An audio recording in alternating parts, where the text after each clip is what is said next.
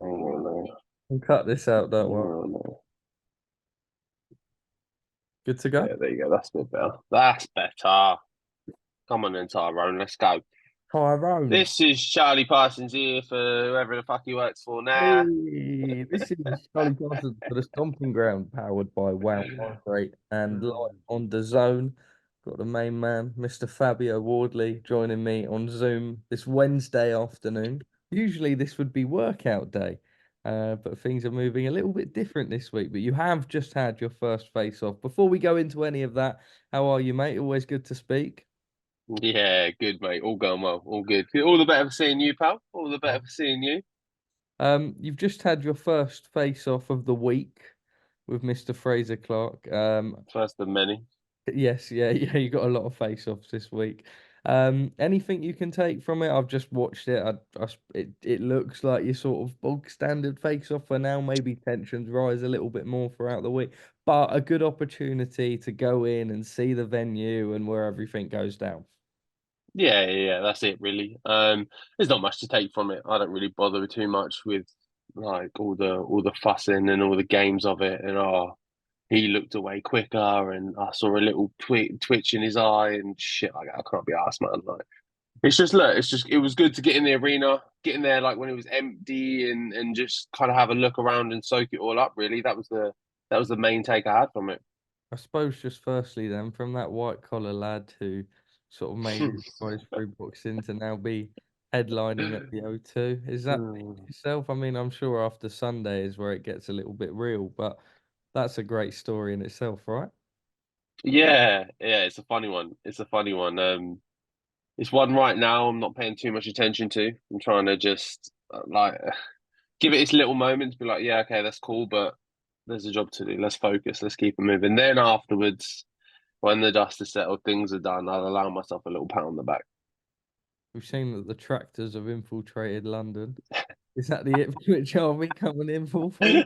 That was fucking class. I love that. I see that and I was like, yeah, to be fair, the boys are coming. The boys are coming. The tractor boys are rolling in. But yeah, that couldn't have come at that couldn't have come at a better time. That hit perfectly. But they're not coming today, but they're definitely on their way. They're definitely on their way.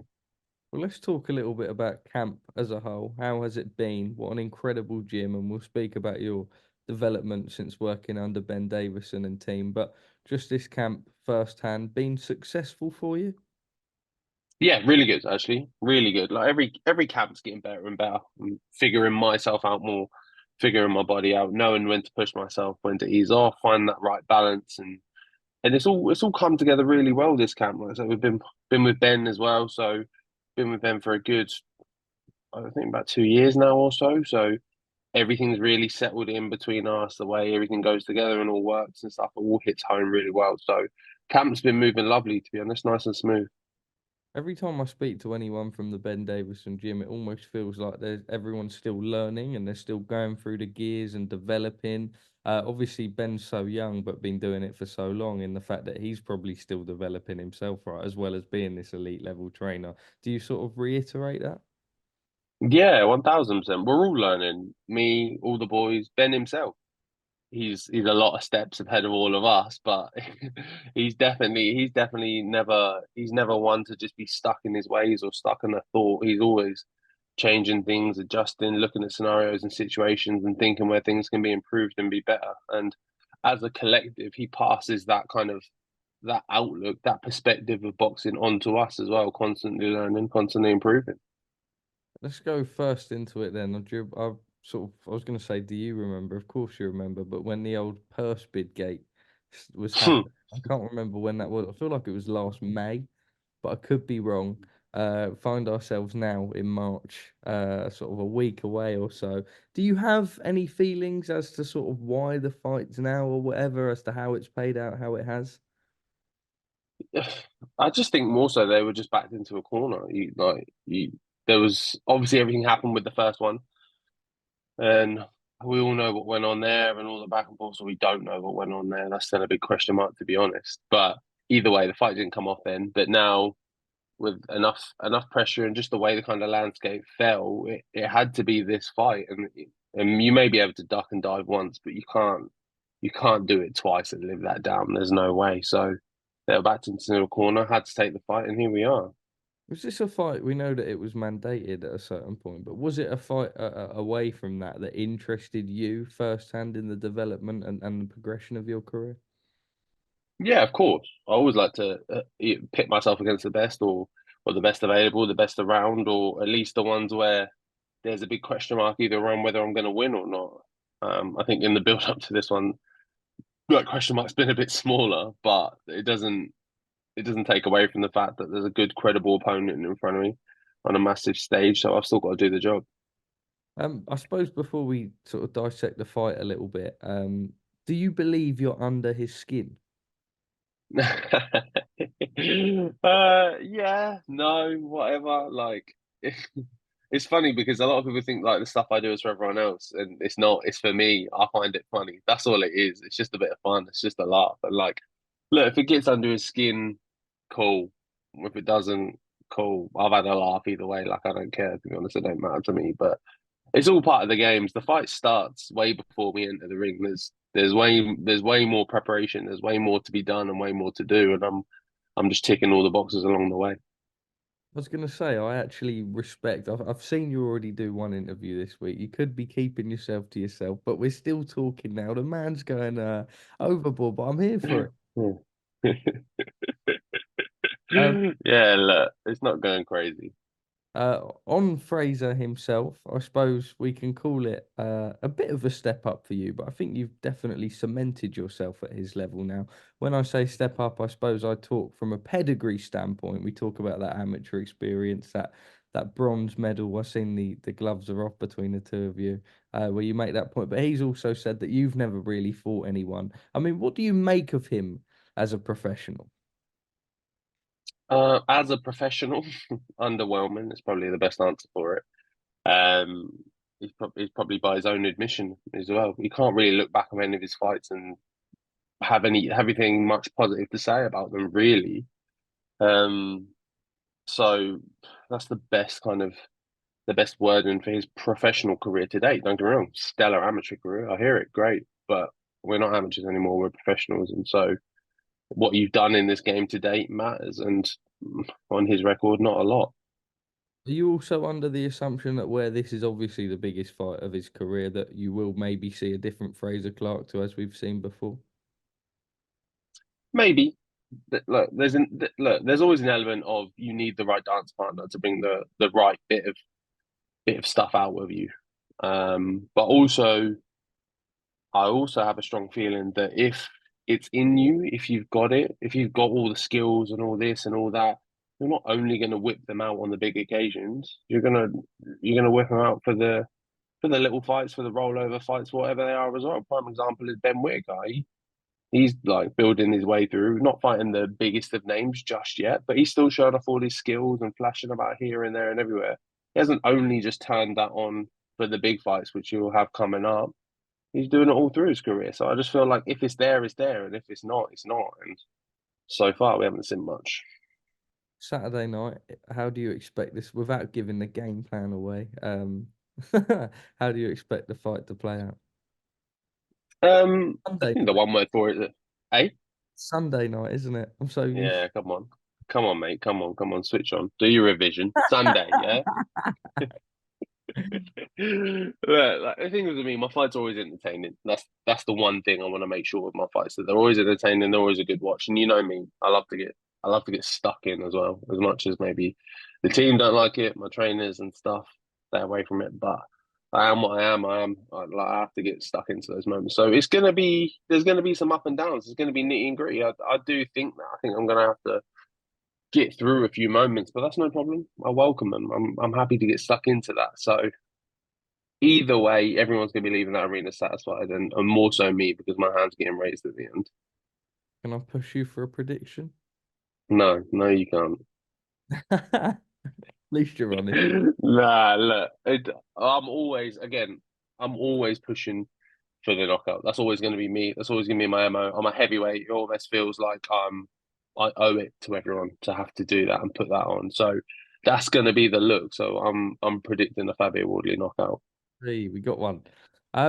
Just a word to your supporters. I know I laughed and joked about the tractors and that coming. It probably, well, maybe not so much tractors, but as if anyone was traveling from Cirencester, it would be the same. Going to be a great support there for you on Sunday at the O2. A message to them because they always back you. I remember on that Jermaine Franklin undercard, the Mm. AJ Franklin undercard, it was just fantastic in there.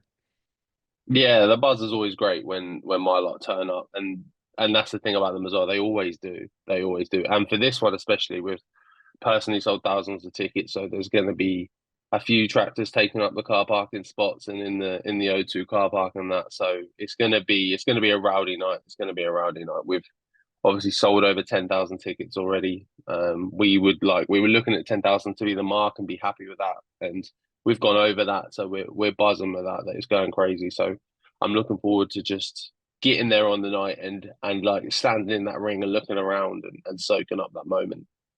You don't need any more motivating factors, but I suppose the fact that with everything going on in Saudi Arabia and the fact that a win here bypasses you on the level that you're on, and then you can start sort of looking at that world level stage and your fringe world level contenders. Is there more, not pressure as such, but more excitement, more motivation, knowing that you start getting yourself in all the big mixes? We know that you were on a Saudi card previously, and it's sort of the home of boxing with the heavyweight division right now.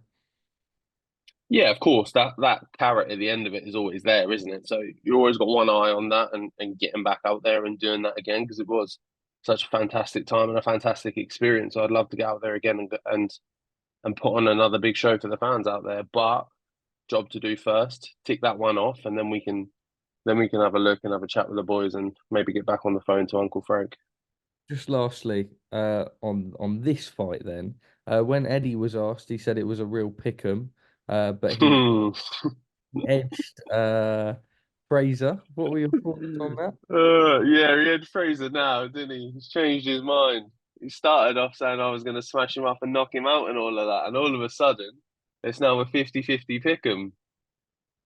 Does that bother But you? look, nah, it's like the game's the game, innit? We're all here to do our jobs and we're all got, we've all got, we've all got our own intentions and our own motives behind the things we say and do. So look, there's nothing to it. I still like Ed all the same, and after I win, I'll still send him a message, calling him a knobhead and telling him he got it wrong. But it's all good. Like it's all love. I don't matter at all. Don't hate the player, hate the game. Um, Exactly, exactly. Don't take it personally. It's all business. Just two more from me. AJ, last time out, an incredible performance over Francis Ngannou. I don't know how much. I'm sure you must have crossed paths in the gym. I don't really know how his training setup works. I don't think many people do really, but Hmm. looked spiteful against Francis Ngannou in the last couple of fights under Ben Davison. He's looked different level. You believe that AJ's back up to the top of his game? Yeah, I do. I think he's there. I think he's in. You can you can see it from his performances. I think that not only is he confident in the team around him, but in himself when he's settled into it. And I think he's just got belief in the way he's being told to box right now and the way he's being told to fight in the embrace of like, look, you're a big strong bastard. Like use that. Like lay it on some people. Stick something behind your punches and absolutely like wallop people. And he's been doing that and absolutely cleaning people out. So it's fantastic to see. And then finally, May the 18th, Tyson Fury, Oleksandr Usyk. Tyson looks lean. Oleksandr Usyk would have had a very long camp. Looks like he stayed in training throughout. Um, First undisputed champion will be crowned in a long, long time. What do you think? Tyson got it in him? I think to quote Eddie Hearn, it's a pick and fight, really. It's a real 50-50 at the moment. You've got bits to pick from each, haven't you? Because Fury's coming off the Ngannou win, which was lackluster, probably for his own admission as well. Usyk obviously coming off the Dubois win, but there was some hiccups along that journey as well. So there's points to pick from either side. I do think it's really along the line. I'd probably right now edge it to Usyk at the moment, just based off form and where they're at and stuff. It doesn't mean in the slightest that Fury can't do it. I just think the way it's set up currently, I think that's the way I'd only slightly nudge it. You know why I love you? Is always immaculate vibes and energy, even if you're Always, mate. I've always got them for you. Always got them for you. Fabio, lovely to speak to you. I wish you the best this week, and we will catch up. Touch wood, no bias here, obviously. Yeah, yeah. After the Who do fight, you think's going to win? What's your pick? if I speak, I'm in big trouble. Yes. My God. My My God. brother. I love that. Oh, Thank you for salute. speaking to us. Debut. Oh, he lost his camera. Hey, I'm here. I'm here. Debut on a new channel. Bish bash bosh. Bish bash bosh.